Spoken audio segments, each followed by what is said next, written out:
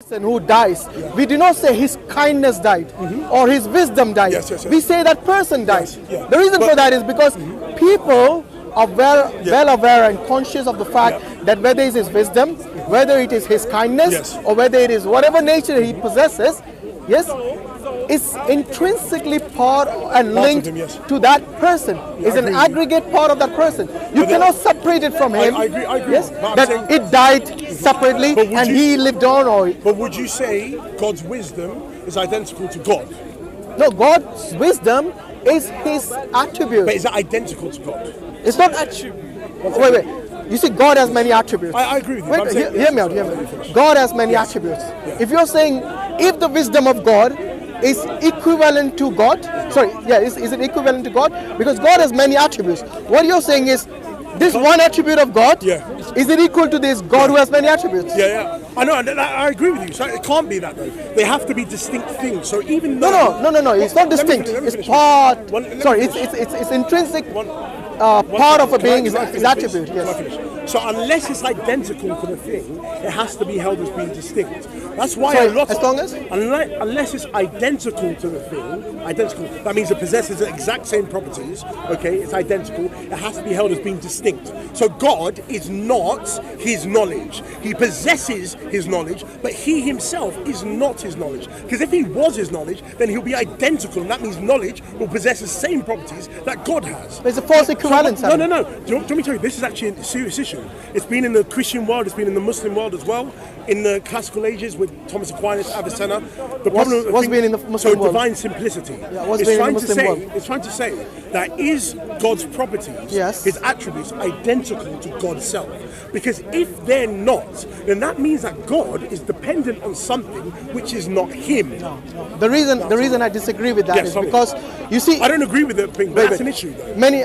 I've heard this from many Christians and non-Muslims. Christians have the same issue. I'm not saying it's not just a Muslim issue. Hear me out. Actually, it was a Muslim issue as well in the past. For example, some people, the Mu'tazilites, they used to say that the speech of Allah, the Quran is created. Yes? We do not say the Quran is created. The Quran is the speech of Allah, one of the attributes of Allah. Yes? It doesn't mean that this speech of Allah is something that is a creation of Allah. Yeah, I know. Because you see, the speech of Allah is an attribute of Allah. Allah has many attributes, of which 99 attributes are known to us. And we do not say that these attributes are creations. I know. You cannot compare. For example, if you're talking, and you record your voice, I cannot say your voice is something that has its own consciousness. I agree. So I cannot say your voice is same as you. I agree. Because your voice is a part, is one of your attributes. And this is what I'm saying. Voice by itself doesn't possess any consciousness, awareness, but in the case of Christianity, you see the word of God, like Jesus has his own consciousness, his own will, which is separate to the will of the Father. Do you agree? Okay, so the understanding again is that when you're talking and referring to the will, it's actually an issue.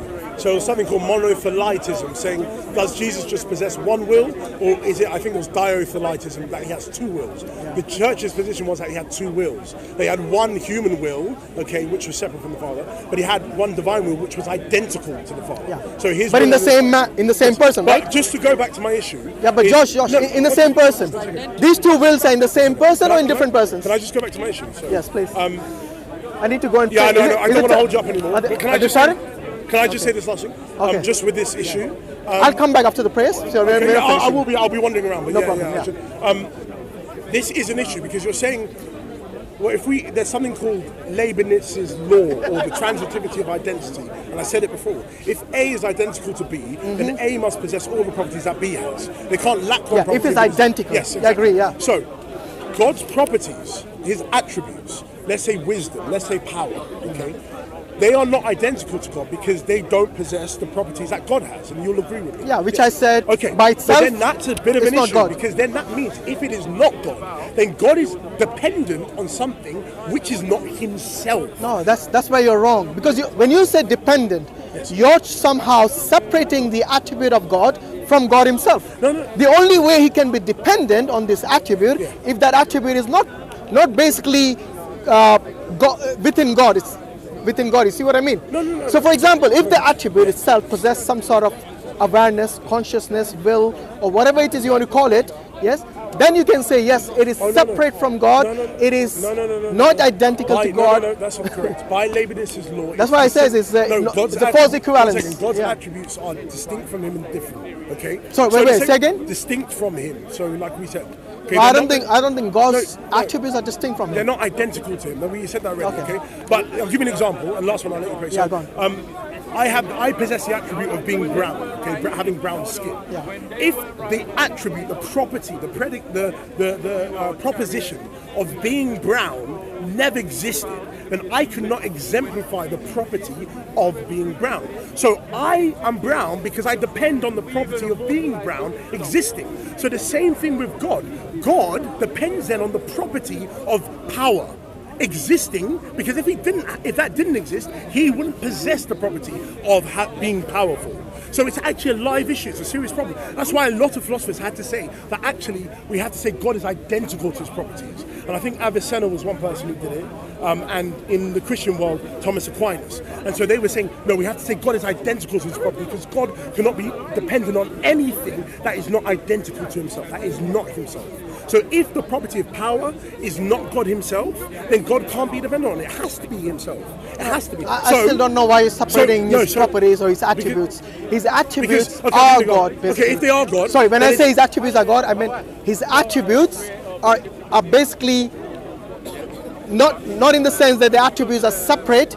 The attributes by itself... No, but they're different attributes, aren't they? Yeah, of course. He's got different attributes, but these attributes do not have their own consciousness. Exactly. Do not. I'm not saying that. I don't know why we are separating the attributes of God. So I'm not saying that at all. The attributes of God. Yeah, it's just a problem because let's say the property of power. Yeah.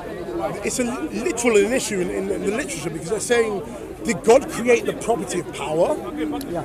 All right, Josh, I really need to go, but I'll tell you what, I'm around. Can I just say that last one? You said that last time. I know, sorry, I get Can God create the property of power? Because he will have to possess the property of power before he creates it. So he couldn't create the property of power. No, you don't need to create. For example, it is like saying that, can you grow another hand? Your hand is already part of you. Why should you create another hand or grow another hand or whatever it is? To create the property of power, I first have to possess power. Because I have to have power to perform an action to create something. No, you see, unless you're telling me that God did not possess power and somehow later on acquired power, I'm not. All of his attributes are eternal. Exactly, yes. Exactly. So to talk about his attributes separately. To say God is the creator and the sustainer of the world, you have to say that he's created all of reality. And that means properties as well. Not just concrete reality. God created all the properties. The property of brown, the property of green. God created everything. But exactly, power as well. We'll carry this on. All right, Josh, that's speaking to you. All right, whose are these? There you go. And whose are these?